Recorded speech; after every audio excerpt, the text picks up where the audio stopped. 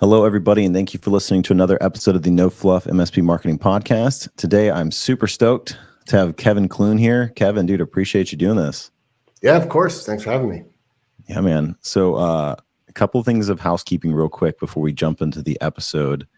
First one is ScaleCon 24 is officially live. The registration page went live.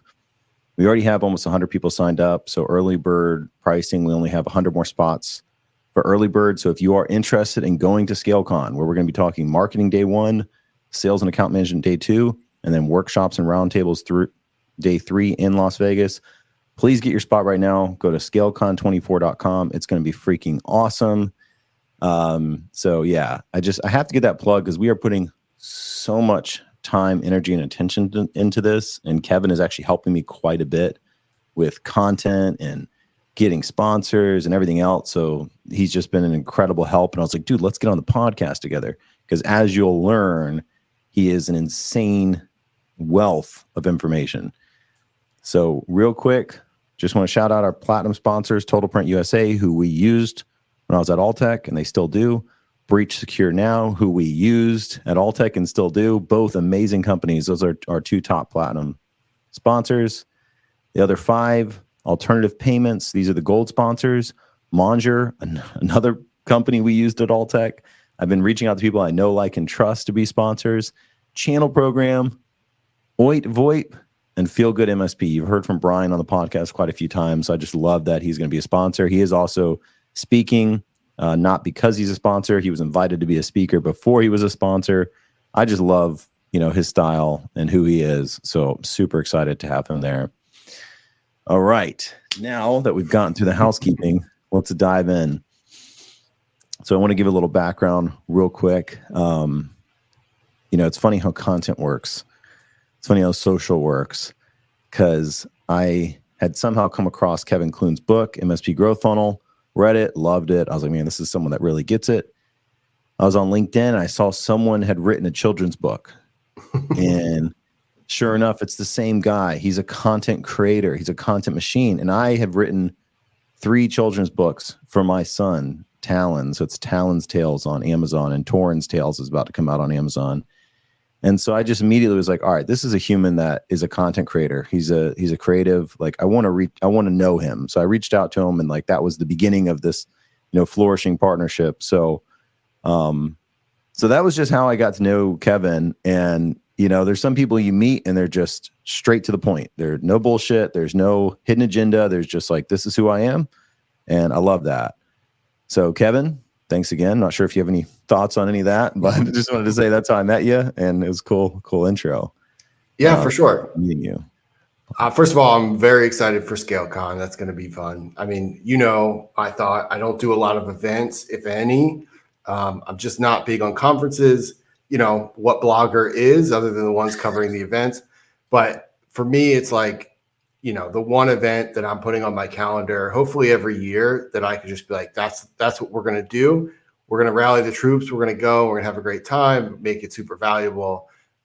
So I'm very excited that somebody sort of in the marketing realm has stepped up to make that happen. So kudos to you and Nigel and, both of your teams. I'm super excited about that. Thanks, man. I'm so stoked to have you there. We're gonna put you to work. That's for sure. Yeah, I'm happy to do it.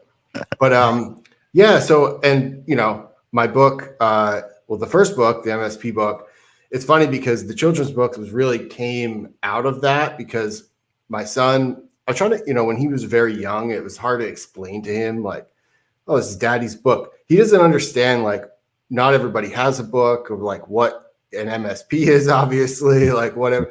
So I was like, you know what, like, let's just do one ourselves. Like, I want to show you sort of what it's like. So that's why, and he's super into science. So we created a science joke book, and that, and there's a lot of sort of technology and some MSP Easter eggs in there, which is fun. But like, it was a great thing. It's very interesting when you put this stuff out there and then you see sort of like what happens. So that has been a great experience for him, to just see how, like, a little bit of work, not to say that it was a little bit of work, it was quite a bit of work, but can now sort of like create this magnet that just pulls things towards you. Yeah. you know? And so he's actually, that's been great for him. He's experienced it firsthand, all these like random opportunities that we even get for the book that I'm keeping him involved in. So it's been a lot of fun. That's such a good way to put it. It's like good content are little magnets. And it's like the more magnets, the better the content, the bigger the magnet, and the more content, the more magnets. Yeah. Because it's so true. It's such a great book. Talon absolutely loves it. He loves jokes, and there's some really good ones in there. What's it called again? Lab Laughs, science Lab jokes Laughs. for kids. Yeah. Yes. And the illustrator who did it, just incredible. She was awesome. Yeah. Great. So good. So one thing that, Kevin's been helping me out a lot on, and we're going to be talking quite a bit in this episode is actually building an audience, building your list, which it's funny, I'm a marketer, and that's one of the things I really struggle with. And Kevin's been helping me in building my own lists and in perfecting my own CRM, because those are areas that I struggle with. Anybody who listens to the podcast knows I've never done an episode on CRMs because I don't have confidence in doing an episode on it. Like it's not my expertise. And so that's where pooling in experts like Kevin to help me, and you as MSP's listeners, having experts help you on specific areas that you don't have to be strong in. We should get better at it, but we don't have to be strong in everything. So before we kind of get into the nitty gritty of own audience versus rented audience and all that good stuff, can you go a little bit into your background, Kevin, just to set the lay of the land before we jump into the actionable strategies? Yeah. And I should say, like, one of the ways that I really honed, I think, the skills that you're talking about was actually being completely outside of the IT industry. So I started as basically a marketing consultant / agency local to the Philadelphia area. Before I was even an MSP. I actually had a client that was an MSP, and then I acqui-hired into that client. And then that's how I sort of started growing an MSP internally that we eventually exited in 2018. So that, I had a fresh perspective from a pure marketing angle.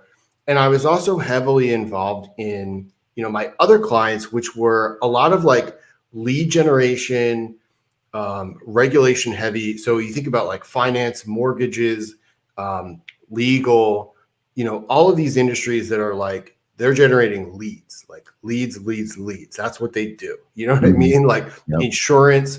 But there's a lot of rules. There's a lot of, and this is the reason that they generate leads is because they know this sort of like spectrum between owned audience and rented audience. And when you're in a highly regulated industry, your microphone can be turned off at any time, or your megaphone, we'll call it, right? Yep. And for very technical, small reasons or whatever. And so this is why that really is sort of the stress there. And I guess this would be a good segue into that. Is that, we did an article last week that was basically contrasting rented audiences versus owned audiences. And if you don't know, like a rented audience is essentially an audience that someone else is providing you access to. And so these are like, whether it's an ad platform, a social audience, maybe you're just showing up in somebody's feed for any reason. Maybe it's actually your followers of your account. If you could be locked out of that account, you don't own that audience. And that's, there's some confusion around that. I like to make it very simple. It's like, if you can't export your followers to a spreadsheet and reach them somewhere, some other way, it's like, you don't own that audience. That's a good way to put it. Yep.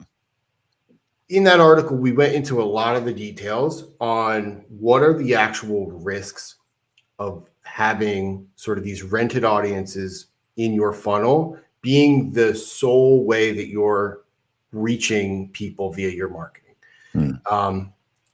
The most obvious are like account takeovers, right? We've all, MSPs are doing a great job to prevent those for their clients, but it's honestly a big threat to them. Others are like algorithm changes, like, there's a massive Facebook update, whatever, that wiped out a bunch of reach for company pages. You could go down the list, and there's a very exhaustive list in the article. But the point is, when we ask ourselves, like, lead generation, why do we even do it? if it's, maybe they're not sales ready leads, then why do it anyway? It's because you need to own the audience first and foremost before you can actually rely on it as an asset for your business to say like, yeah, I have something now that I can continually market to over time, and no one can stop me from doing that. Right. Yeah. And so that's sort of the first. And so what I tend to do is I like to look at it as like a rent to own, right? It's just like every time we use a rented audience, whether that's an ad platform, social media platform, whatever, it's like my goal, first and foremost, and what I like to optimize for is to get them off of that platform that I rent onto a platform that I own, and then figure out how to convert them to a lead that is now opted into an owned audience that I can market to however I want. Yep. And so when we look at like, what do we optimize for? How do we measure? It's always lead generation first. And then once you have the owned audience, it's revenue, right? Yeah. And that's a good way to look at it. I don't think rent versus owned audience could be explained any better than how you just did it. I think anybody that has any other confusion, literally just fast forward 4 minutes and re-listen to that and you'll get it, because that was perfectly explained. So yeah, I mean, just gold there. And that's something MSPs obviously struggle with, because even me, when I was an MSP, all roads led to the website, right? So obviously I'm trying to get them off of the rented audience to the website.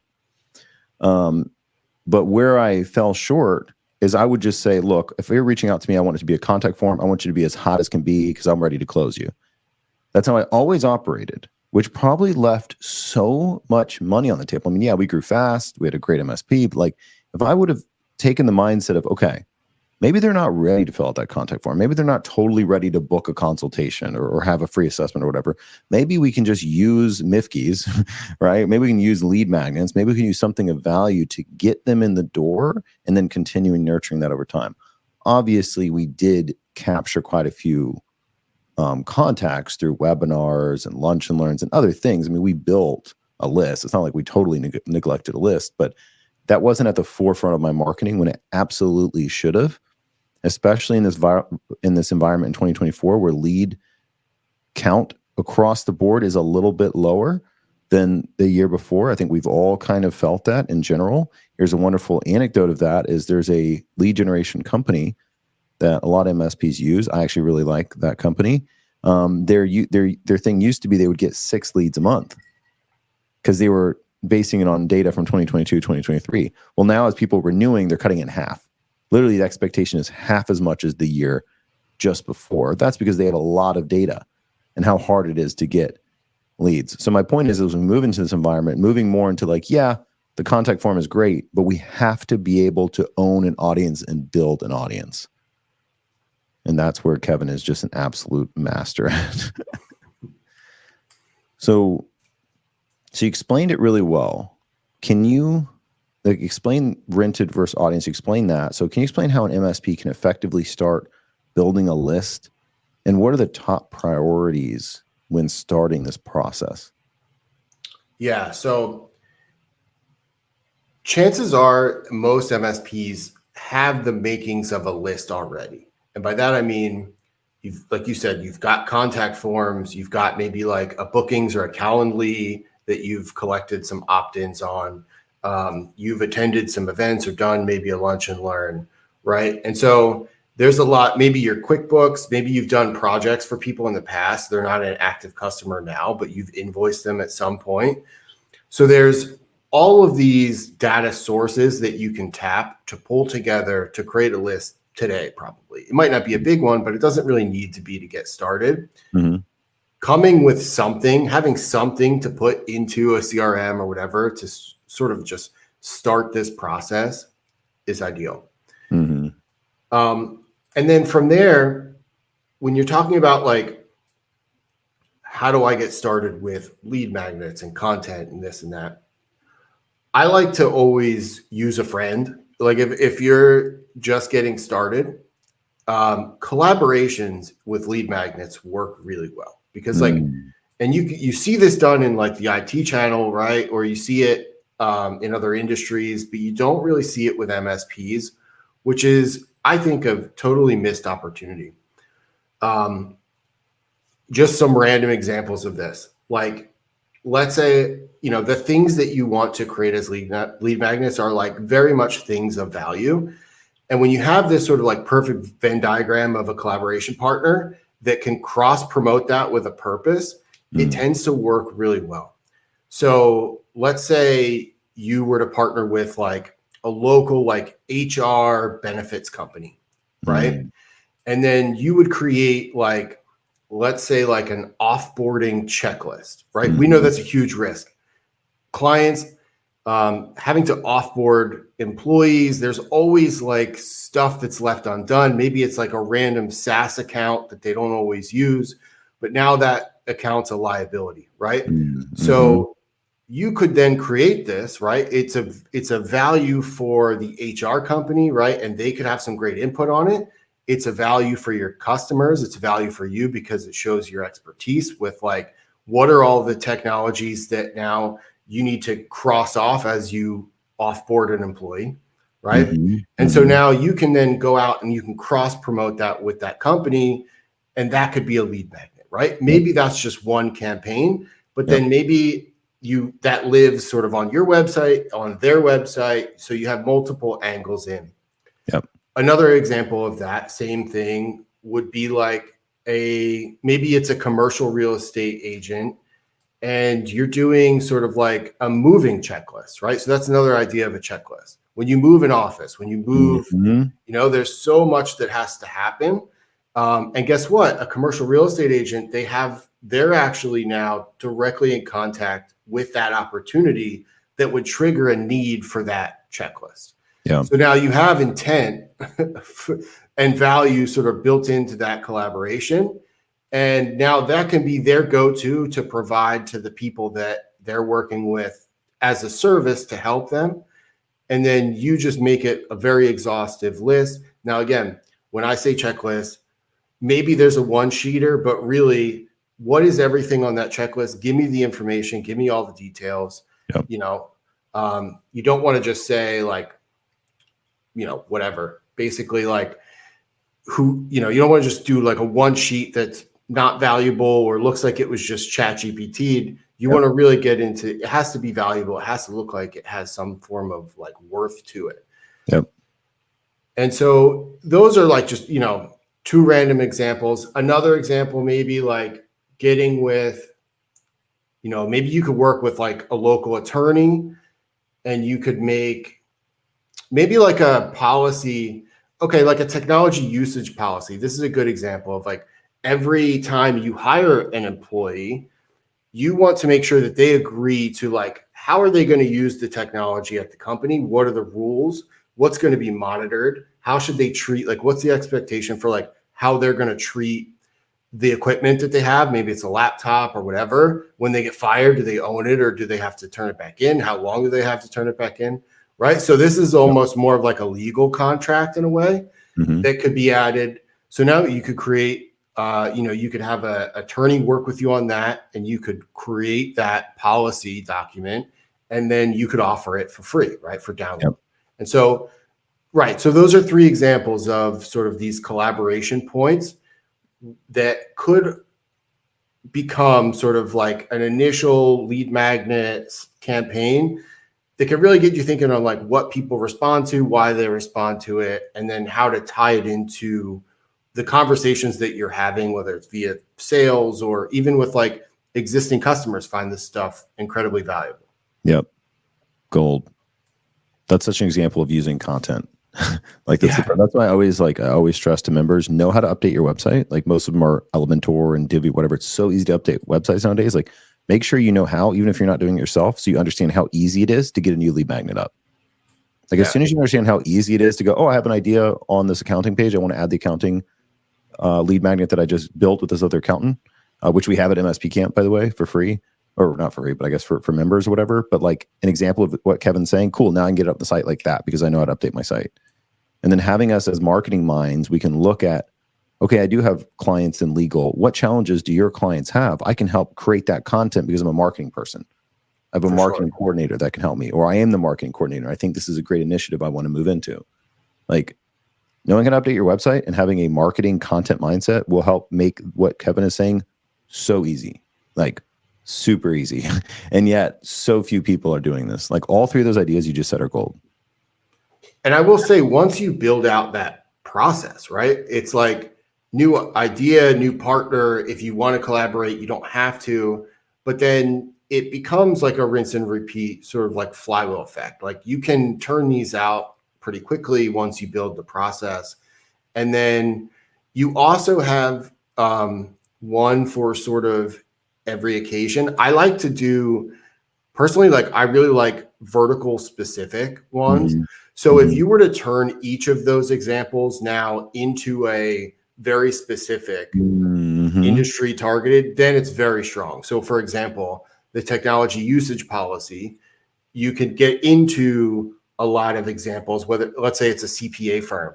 There's a lot of specifics to CPAs and right. So you can now customize that to the industry. The same with the offboarding checklist. Let's say it's a law firm. Let's say you want to make sure it's like, hey, we need to terminate their account from the case management software. Oh, wait, well, what if they own things in that account? Who then becomes the owner of the data that they in the right? So like all of these things that if you look at it now from a very specific perspective, it becomes even more valuable and even more attractive. And so you're limiting the audience a little bit, but now you have something that you can go put in front of those people and that they're going to latch on to. 100%. It's like the more specific you can talk to that person, the better. And with things that Kevin were talking about, like, you know, he's just using an example, for instance, but our target market is not scared of that. Like every lawyer I know that was the operations director understood that they needed offboard from case management, understood they needed to know that they had email information in their emails and they didn't know what to do with it, but they knew it's important. So these things seem technical, but our target market actually totally understands all of that and needs to know what to do with it. So, you know, that's just such a good example. I've seen a lot of MSP camp members, they'll take like some of the Microsoft 365 business premium ebook, for instance, or they'll take the cybersecurity ebook and they'll actually spin it and add, you know, cybersecurity for accountants, right? Like we have a different accountant ebook, and we have a different healthcare ebook and blah, blah, blah, blah, blah. But taking some of these service specific ebooks and making them tailored per vertical that you approach and using that as a lead magnet for that vertical is another great approach. I mean, like a lot of people spend a lot of time and effort creating this amazing content. You can tailor that content very, you know, not that much. And it really adds the value quite a bit for sure. Yeah. And what's great is now that there is such a surgical approach to the way that you can do ads, right? Like now you could get down to industry and role. So like if I had a guide for CFOs at law firms or whatever, you know what I mean? Like you could then get a list of law firms that you want to target to make sure that they are 100% fit. You can create a campaign towards that with that guide and put that in front of them. And then you can measure, okay, here's my list that I started with of the, 1,500 companies, however many, here's how many have downloaded the guide so far. That's how you know your campaign is working, right? It's like you could look at two lists and see what the difference is to be able to measure a result.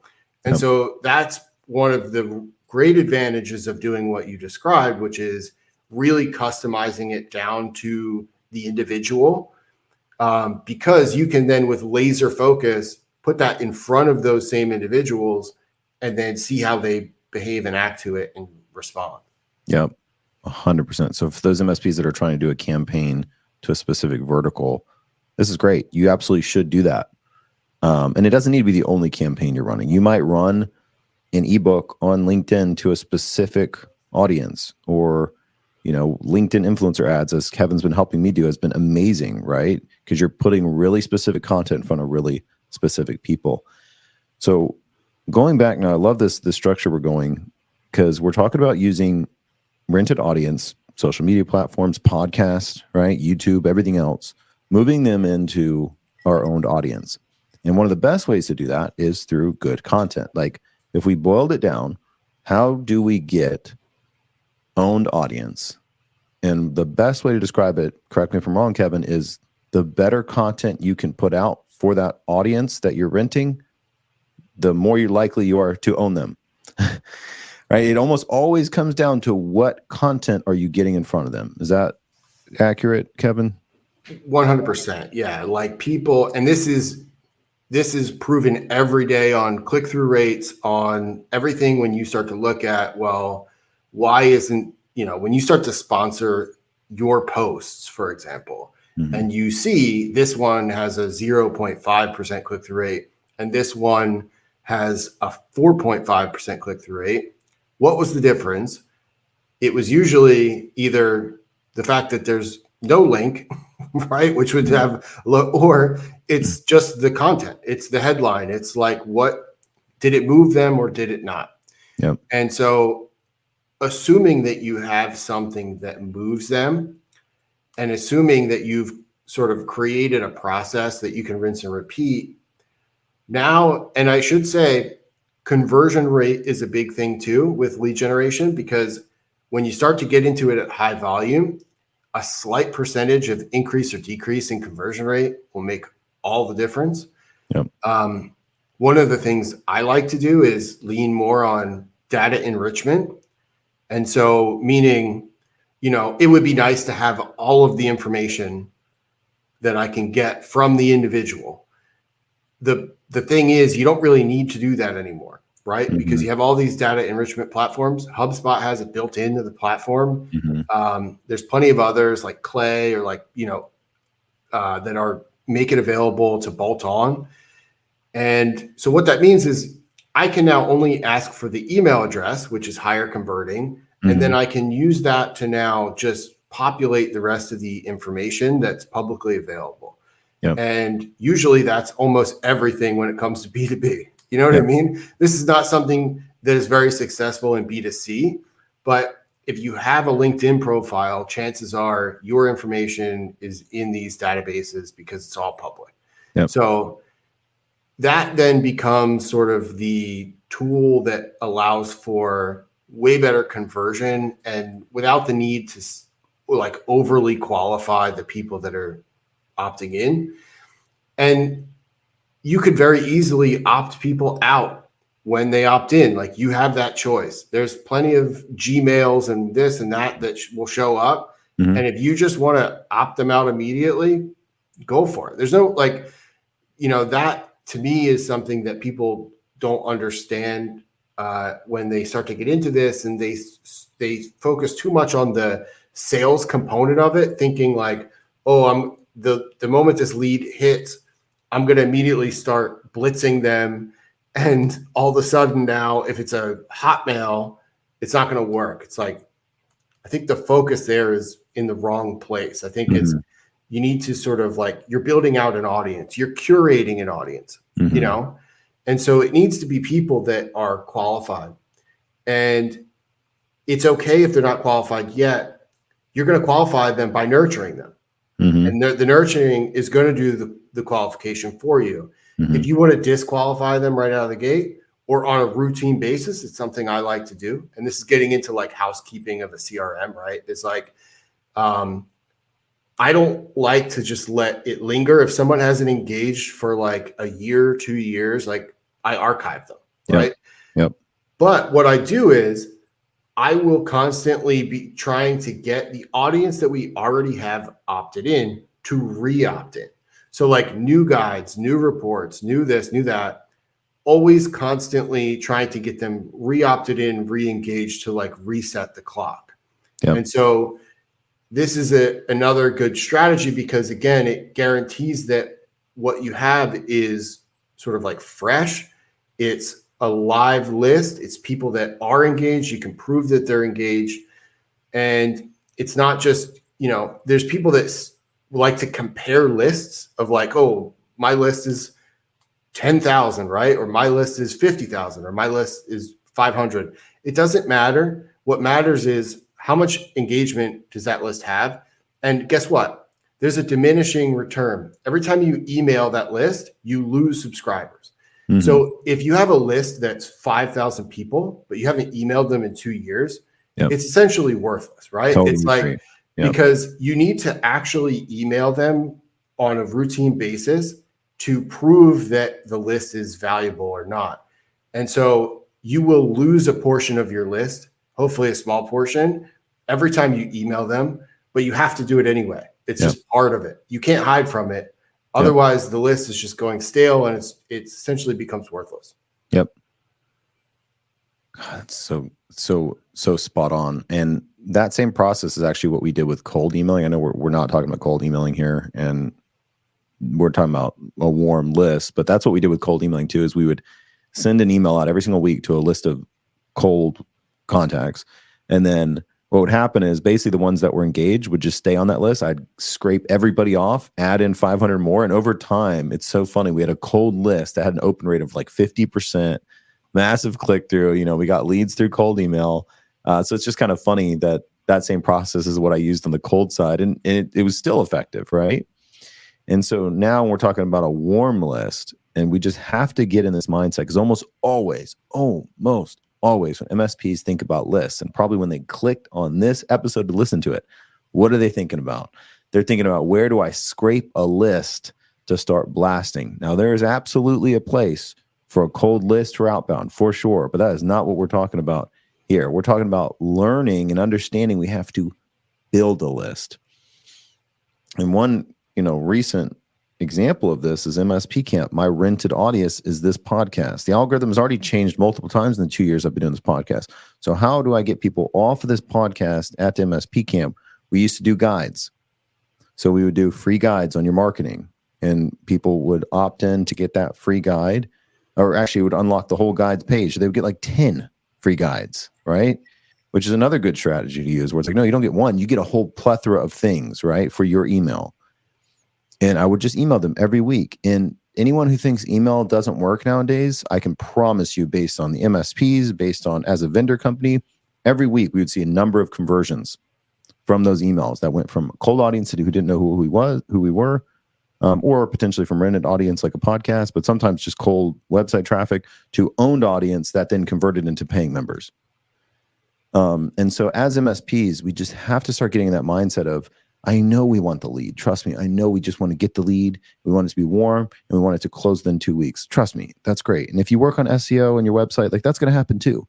But we have to be able to focus on getting and growing a list through exactly what Kevin is talking about. Content that actually sticks with the target market.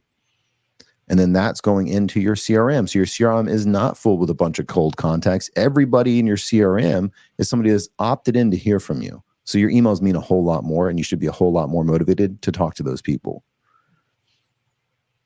And so if you could just keep going on that realm where you're saying, okay, you're getting them in the CRM, you need to email them, weekly? I would say you could start monthly. What you don't want is email them with nothing to say. Yes. Yep. So whatever interval you could produce something of value to say, that's how often you should do it. And hopefully that could be once a month. And then as you have more going on and more, you're producing more, then that could be a shorter interval. I'm more of like a less is more, in terms of like, I'd rather just show up when I have something really valuable to contribute. Mm-hmm. And if I don't have something really valuable to contribute, I'm okay taking a week off. You know what I mean? Like, as long as you don't miss 2 weeks, because missing 2 can lead to 3, and then suddenly the habit sort of has turned in the other direction. Yep.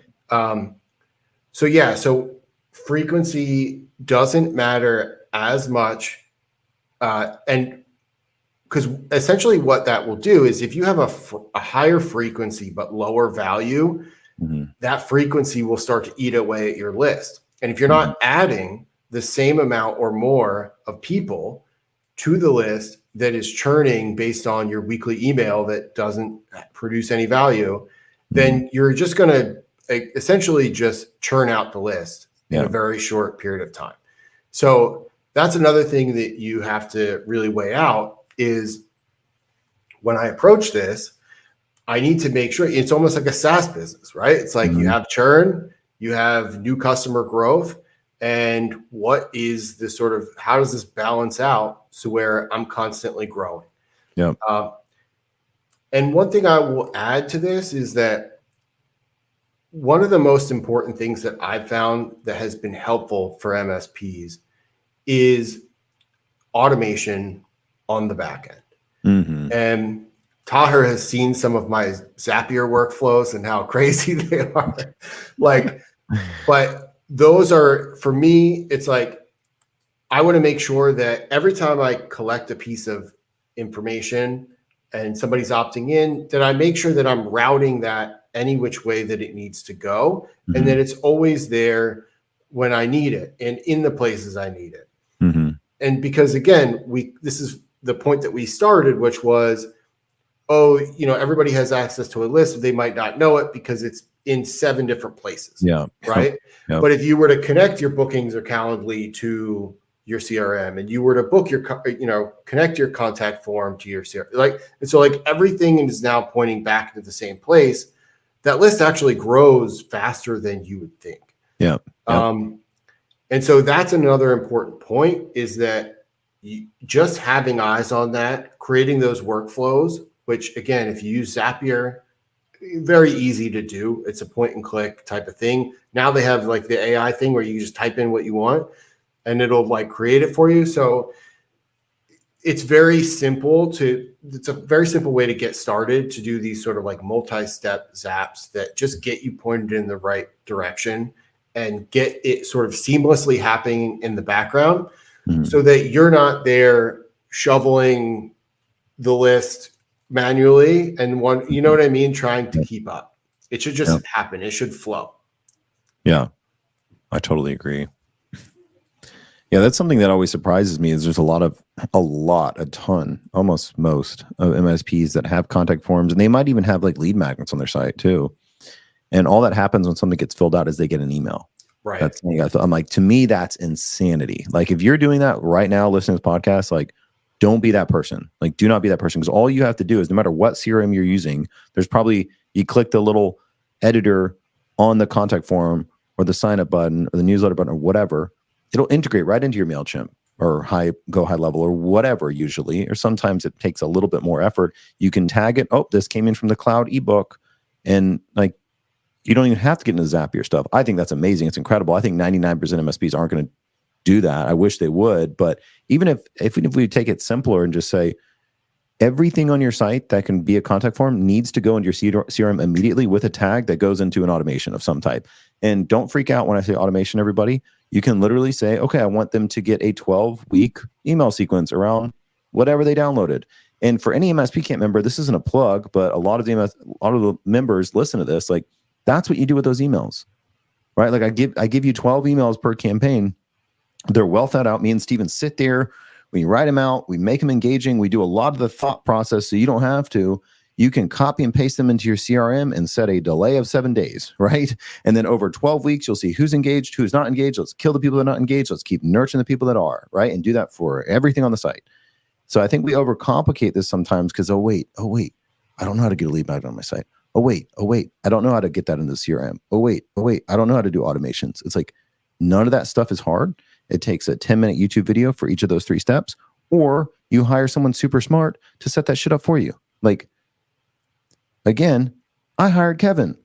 I see what Kevin does. I'm like, Kevin, can you just help me, dude? Because I can do it myself, but at the same time, I'd rather do it with someone that knows. I'm a marketing person. I'm a marketing company, and I hired Kevin to help me with a marketing thing, right? We don't have to be so prideful that we're not willing to do that.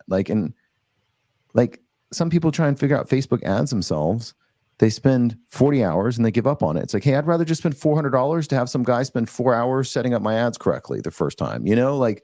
We have to get comfortable in putting our pride aside, understanding we don't have to know how to do everything. We need to understand what's happening and how it works. But do we need to understand all the buttons to click? No. For the owners listening, do you know how to migrate a server? The way the best practices are today? Probably not. But you have someone highly competent that can do it for you, and you understand the process so you can keep things rolling with your company. And if you're the marketing person, I'm sorry, but you don't have a damn excuse. Like, that's what you're there for. Like, you need to get on YouTube University and you need to figure it out. Everything that you need to know is on YouTube. Everything, 100% of it. So if you're the marketing person, you got to put your figure it out hat on. And if you're the owner, you need to hire somebody, have your marketing coordinator or a specialist to get some of the stuff done for you. Sorry to go on that rant. I just think sometimes we scare ourselves into not getting anything done. When it doesn't take that much time, money, or effort to just check a lot of boxes when it comes to marketing. And this is one of the easiest things to check a lot of boxes that have value. For sure. And this is what, if you're looking to hire a marketer or get help with this, I think this is one of the most important qualities to look for, is like, how adaptable and versatile are they? And because like, there is so much that goes into one campaign, including some web stuff and some design stuff and this, and it can get very technical or it can get very sort of illustrative and design, right? It's like, it goes off of a whole spectrum, and really good marketers like have a really big bag of everything. Yeah. And a lot of times those bags are created by them just loving marketing and just going out and doing it for the sake of doing it. And so they learn those skills. It's like, maybe they had like an Etsy shop and then they started to promote the Etsy shop. Then they, you know what I mean? Like, and then they went through and they built a website and they did this and they did that. Now suddenly like they can market the whole thing, and maybe that shop was never successful, but that's not the point. Is like, they just liked doing the marketing, so they kept doing it. Because unless somebody's coming there saying, hey, I'm giving you an opportunity to do some marketing, they had to create those opportunities themselves. This is how I started in marketing, was affiliate marketing, because no one hired me to do it. So I just looked for opportunities where I could market something. And like 90% of those websites I built or this or that, like maybe they broke even at best. But I learned a lot of skills and techniques and this and that to actually do the work. And it didn't matter whether the marketing was actually successful, right? It's like, it didn't matter whether the campaign made me money, because it was a university for me, right? It was all of the knowledge that I gained throughout the process, and then finding the wins, and then the wins led to more wins, And so if you are going to get some help with this, I would really, people ask me like, how do you interview a marketer? It's like, I just ask them like about their side projects mostly, right? About like, what are they working on that's exciting them? Because if you can kind of find what they're doing and why they're doing it, how they're doing it, and the type of marketing that they're doing, and get them to sort of open up on that and just see really like who they are, what they're working on, you can figure out how to have them apply that same sort of like motivation, that self-driving thing that they have towards your business, right? Get them excited about working on something for you. And that's how you'll have success with that. Totally agree with that in every role, pretty much. Like sales roles, I look for athletes, like people that excelled D1, D2, because it's like you understand what grind is, you understand what achievement looks like. With Steven, he had a 4.0 in college, and he was doing all these extracurricular things because he was just passionate about things. As soon as I saw that resume, I called him and hired him. So I was like, yeah, this is good. Like, this type of human is who I know will succeed, right? So, dude, that's such good advice. And I couldn't agree more. So let's kind of recap a little bit, and then we'll go into other tips you might have.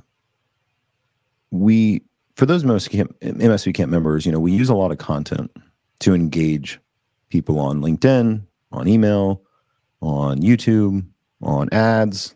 Lots of MSP Camp members are using our content ads now, which makes me so happy, because I'm like, good. Like, don't reinvent the wheel. Like, use the content, tailor the content, and then run your ads with that. And we have to drive that towards an owned audience. And Kevin has given some really good examples on how to do that and why it's so important. And then we get into nurturing, again, talk to the target market on an ongoing basis with value. I like to use tech tips quite a bit. They work very well for us because it's like, man, this company really cares. Like they're sending me tips every single week. And then we would also send them webinar invites, and we'd also send them lunch and learn invites. So it was almost like our nurturing was like more and more and more and more value. Like that's what we usually used. But there's a million things you can do. Like if you're really interested in certain topics, like that, the target market's interested, there's lots and lots and lots and lots of ways to nurture. And again, if you're an MSP Camp member, just go look at the emails, use them as templates. You don't even have to do copy and paste. You can say, oh, I see how this works, to nurture them and then convert them into appointments and sales over time. Another example, we just completed a beautiful website for Alan in Ireland. Alan's the man. And every single industry page and every single service page has a lead magnet on it. Because if I have a prospect that actually landed on the law page and they're a lawyer looking for IT and they see all this great content on the bottom, it's like, are you a lawyer looking for, like, need help with, I forget exactly what that one is. It's like 10 productivity tools to boost lawyers' billable hours or something like that. It was based on what the lawyers told me when I was building the campaign. So everything has a lead magnet that's going to go right into a CRM, right? Like, why not? Why wouldn't we do that? There's no reason not to have ample opportunities for people to become owned audiences. So Kevin, we did cover a lot today, and I hope whoever's listening to this is excited to understand, like, a lead, even if it might be cold or colder, it's better than not getting it. Right. I know we want the hottest contact form, but like getting a lead that has an interest in something that you're doing or that thing that you're offering is still a hot lead, because it's a business to business piece of content. So they're a business. They obviously have an interest or need in some type of technology aspect. So it's great. What other tips, tricks, thoughts do you have for our listeners, as we kind of wrap up this topic? I would say, I think that where a lot of people will be right now, and this is a lot of what I see MSPs, the situation that they're in, is like, yeah, but I've had this thing on my website for like 2 years and I've got nothing from it, right? Or maybe it's like you got a list of like 14 people and they're half Hotmails, but you know what I mean? And it's just like, and they like to think that is indicative of like all it will ever be. And so like that is the extent of what lead generation can do for you. And I would say most of the time, what I find with those situations is, number one, that lead magnet is just part of the noise of like everything that they have going on. And it's not like a focal point, right? So that audience isn't coming to that place for that thing. They're coming for maybe a different reason. Who knows why it is? And there's just not a direct tie. Maybe it's not relevant to the content that they're looking at, which I see a lot. It's like, if you have one lead magnet and it's across your entire site, including your blog, including this, now suddenly this is like a random thing. People that are looking at your website, maybe it's a very specific page for a very specific reason, and that's just not relevant to them, right?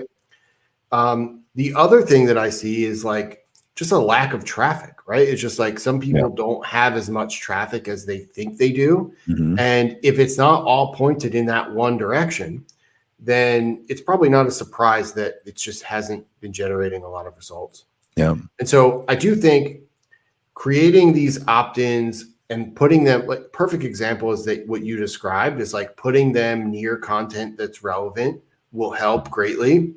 Almost as if there's this sort of like fork in the road, and say, okay, I've read the thing, I've consumed it.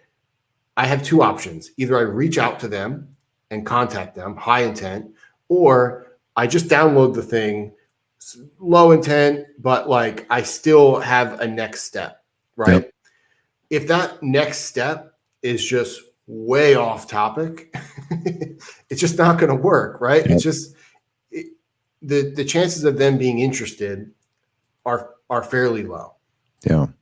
The other thing that I would say is that there's also a good chance that structurally it just needs to be more focused. Like, I like to use like landing pages with like no navigation, right? Like very locked in. Once you hit the lead magnet, you're just there. And like, there's only one thing you can do, right? Yeah. And so that's another good tip, is to create it in a way to where once they sort of decide that that's maybe potentially what they'll do, it's very not difficult to turn back, but it's just the fact that like you're really going all in on bringing them into that direction. Yep. And then really, I think making the most use of the traffic that you have is another good tip, in the sense that, you know, and again, just like your example, is people are arriving to this page. We see that they're coming. So like, let's say you do have some SEO going on right now. And let's say SEO is always like the 80-20 rule. It's like 20% of the traffic, or no, 80% of the traffic goes to 20% of the pages, right? It's usually how it was. And the rest of them get like none, right? So if you were to just look at, okay, what are the pages that are generating the traffic to the site? And maybe it's like these 3 articles and this random page that we built. It's like, okay, perfect starting point now. Let's create a lead magnet to then convert that traffic, those people that are coming, you know, and let's tie it directly to the experience that they're having on the site. Yeah. And so if it's like, I don't know, a random article that's ranking really well about like Microsoft, like Intune or something, right? It's like now suddenly like, okay, Intune guide or Intune case study or what, you know what I mean? The next thing now to put with that article to now convert that traffic that's already coming. And so those things I think will lead to some wins, and at minimum just point you, I think, in the direction of some success that you can then sort of leverage to learn and craft these sort of like formulas and systems to just kind of keep going with it. Yep. Dude, that's gold. And it's like, I can't believe I never really thought of that specifically. Like one of Alltech has one of the #1 ranking pages like in the world for Microsoft 365 Business Premium versus Business Standard. It's one I wrote like a couple years ago when we were really getting into Business Premium. It is, and like we get so much traffic to that page on a weekly basis, and I'm like, oh, we gotten some leads from it actually. But like who's searching that query? Like IT people or like owners. Like this is a business to business query. There's no residential that's searching that thing. So I'm like, wait, this kind of is our target market. They may not be in Lakeland, but like usually when we're talking Microsoft 365, we can kind of handle that anywhere in the world. So now I'm thinking like, okay, they read into that. There's a lot of gold in there. I could throw something like midway that's like, oh, here's a perfect little audit, you know, a quick 1-page audit of your subscriptions. And like, they're already halfway into the page. They're already getting value. Like if people stay on that page, I could probably get so many more inbound leads just by doing that one thing. And I'm a marketing person. I'm just now with you saying that, realizing I need to do that, you know, like that's gold, dude. And I'm going to have that up this week. This is why I need Kevin around, man. That was such a great recap. I really hope, I know this one was like a little technical, so I hope the listeners understand, like, this is not above your head. This is not too technical. This is not above your head. This is easy stuff that requires time and effort, but all of marketing in the MSP space does. So yeah, that's the world we're in. And I did have a story too that I thought was kind of interesting, and I thought of it when I saw your article, you know, that MSP campus, I guess, like sponsoring or whatever, because I just loved it. It's like Kevin and I were on a call, and I'm not going to name any names, but a friend was talking about how like all of their leads come from organic LinkedIn. And I was just like, what do you mean? They're like, yeah, all our leads came from organic LinkedIn. Like that statement is the epitome of like, you are depending your livelihood of your business on a rented audience. And that is exactly what we need to avoid. Now, what's great is they're getting leads from organic LinkedIn. That's amazing and incredible. I'm not trying to say that's bad. But what I'm saying is now, as we get those leads, we got to move them to owned audiences. And they were not doing that. And I even asked, I said, no, we don't have a list. I'm like, wow. So if they're not a customer, you don't have them in your list. And the answer was no. And it's like, okay, cool. That's crazy. Like we need to not do that. So if you're succeeding by a YouTube channel, by your social, I see a lot of MSPs that are actually killing on social. And they're using our content too, which I love. Like they're killing it in these rented audiences. Like, cool. If there's anything you get from today's episode, it's we have to find good avenues of driving them from rented audiences to owned audiences. And I listen, one other example here is I listen to a guy, Jordan teaches jujitsu. Love this guy. And he's got a YouTube channel and he's got an Instagram that he does funny stuff and helpful stuff and everything. At the end of every Instagram video he does, it's the exact same call to action at the end of every single one. He does a value thing of like 45 seconds. This is how you get out of a triangle. This is how you do this, blah, blah, blah, blah. At the end, every single time he goes, for more jujitsu tips, sign up to my newsletter at jordanteachesjujitsu.com/newsletter or something like that. Every video without fail, he does that because he's a marketer. The reason he's a multimillionaire now is not because he's great at jujitsu. It's because he's a marketer and he took YouTube, Instagram, everything else, those rented audiences, and turned it into a owned audience of newsletters that are now Patreons. They're coming to his annual conferences. They're paying him a monthly subscription. They're the most engaged that he pulled out of a rented audience. We can do the same thing as MSPs. 100% we can do the same thing as MSPs. We just have to constantly be in that mindset of getting people to be confident in giving us their information. And we are going to, in turn, provide value on an ongoing basis, nurture them, and turn it into money. For sure. And all it takes is one misstep, right? Hiring the wrong person on Upwork or signing up for the wrong automation tool and giving your credentials, and like you lose that account. Or maybe it's you don't do anything wrong. And like I said, there's a compromise to your account, whatever, or a policy change. And now suddenly you can't get into that account. Right. And so you need to just recognize the risks that you're taking and hedge against them. And lead generation is a hedge.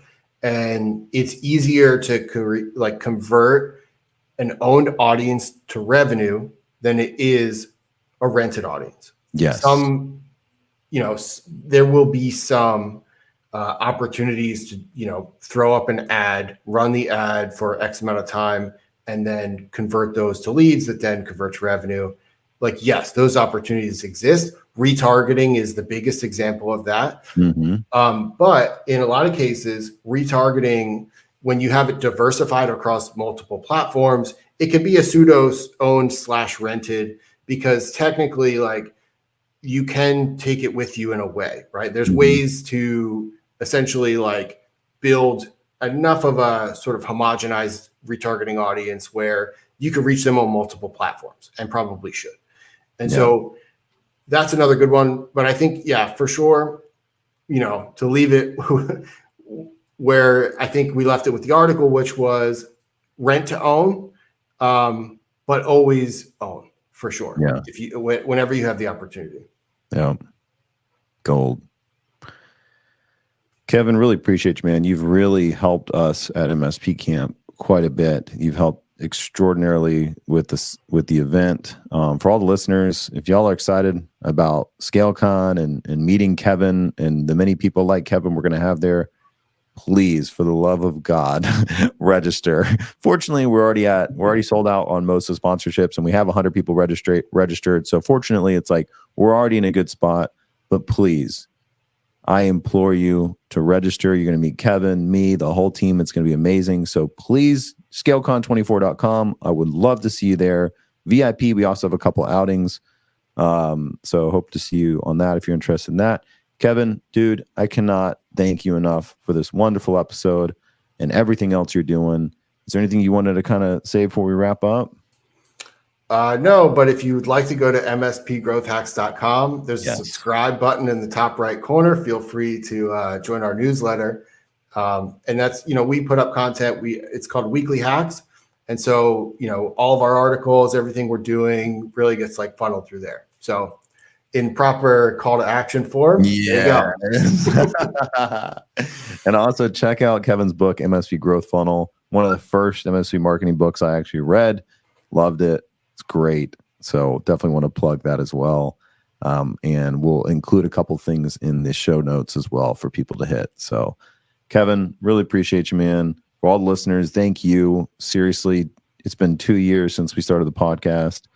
and everything that's transpired over those 2 years is mind blowing. So if we're not for all the listeners supporting us in this, we wouldn't be able to do it. So thank you, thank you, thank you. And we will see you on the next one. Thank you.